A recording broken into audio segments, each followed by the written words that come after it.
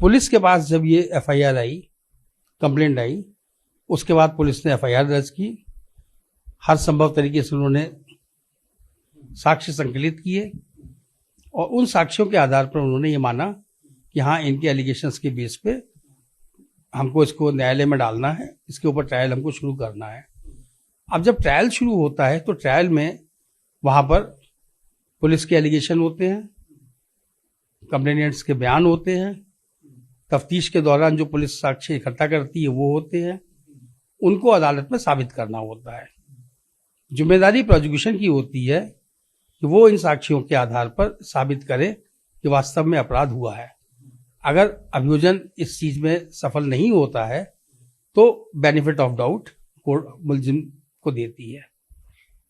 दूसरा एस्पेक्ट ये होता है कि कभी कभी कोर्ट उसमें जो है ये भी मानती है कि जो ये एलिगेशन लगाए गए हैं ये बेबुनियाद हैं, झूठे हैं, तो उन बहुत रेयर केसेस में कोर्ट कहती है कि मुलजिमों को हम बाइज्जत बरी करते हैं, वरना हमारी जो कोड ऑफ क्रिमिनल प्रोसीजर है वहाँ पर दो ही शब्द हैं, एक्विटल या कन्विक्शन। चार्ज की स्टेज पे होता है तो उसको डिस्चार्ज कहते हैं। इस केस में जो अदालत का निर्णय था वो था बाइज्जत बरी, तो उससे हम ये अनुमान लगा सकते हैं कि साक्ष्य के ऊपर अदालत ने निश्चित रूप से कुछ ना कुछ ऑब्जर्वेशन अपने जजमेंट में दिया होगा।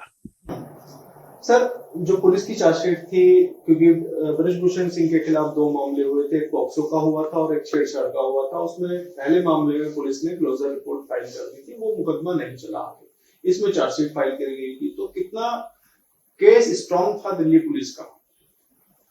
आपको कितनी मेहनत करनी पड़ी अपनी दलीलें पेश करने में, उसका मुकाबला करने में? देखिए, डिफेंस काउंसिल का जो काम होता है वो प्रोसिक्यूशन की कहानी में एक डेंट मारने का काम होता है, ये साबित करने का काम होता है कि इनकी जो दलीलें हैं उनमें कोई आधार नहीं है, और वो जो साक्ष्य अधिनियम है उसके हिसाब से जो सम्मत तरीके हैं उनके आधार पर ही उस साक्ष्य को हम अदालत में जुटला सकते हैं कि साक्ष्य में ये विश्वसनीय साक्ष्य नहीं है। तो उसमें जो आपके गवाह हैं उनका आचरण, घटना के बाद उनका आचरण कैसा रहा, घटना के बाद में कितना डिले हुआ, क्या प्ली ऑफ एलिबी थी, उनके बयानों में कितना विरोधाभास था, या बयान इतने ज्यादा तर्क संगत नहीं थे कि उनके ऊपर विश्वास किया जा सके। तो ये सभी चीजें जो हैं जिरह के दौरान जब विटनेस को क्रॉस किया जाता है उसमें ये सी चीजें आती हैं।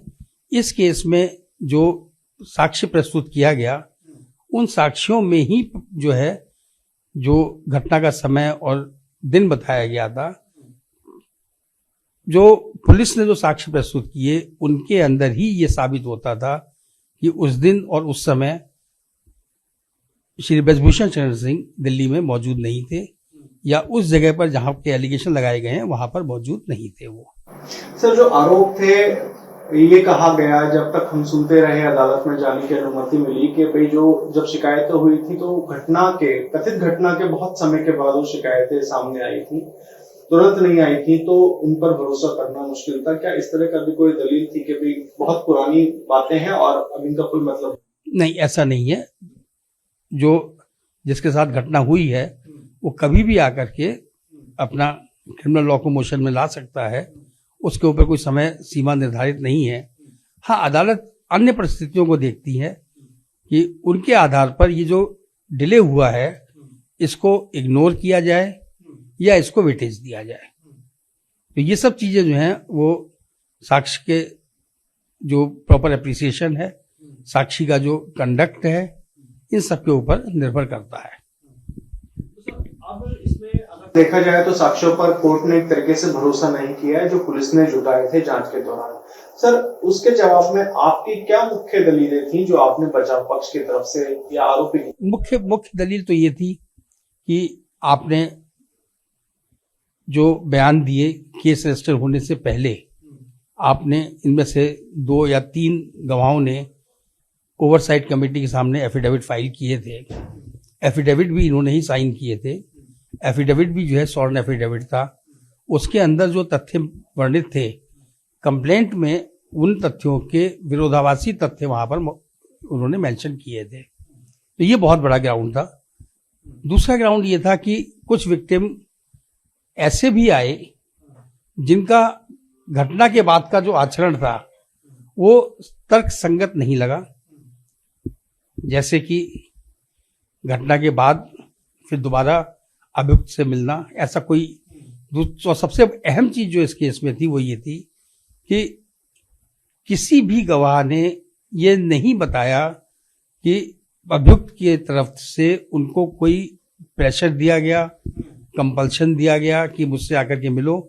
ऐसा कहीं भी कोई चीज साबित करने में अभियोजन जो है वो सक्षम नहीं रहा। सर, इस मामले को अगर देखें तो शुरुआत में ही एक विशेष अधिवक्ता की, स्पेशल पब्लिक प्रोसिक्यूटर की अनुमति की गई थी इसके लिए। तो आपको क्या लगता है कि जो राहत आज ब्रजभूषण शरण सिंह को मिली है, पुलिस आने वाले टाइम में उसे चुनौती देगी? कितना मजबूत केस मानते हैं?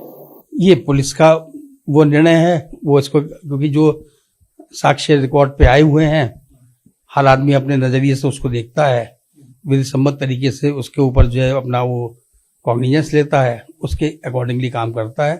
तो किसी दूसरे के क्या उसमें विचार बनाते हैं उसके ऊपर कोई कमेंट करना संभव नहीं हो पाएगा। जैसा जो पीड़ित हैं, इसके कथित रूप से जो पीड़ित हैं, जो महिला पहलवान है, क्या उनके पास भी ऊपरी अदालत में जाने का? हाँ, उनके पास पूरा अधिकार है।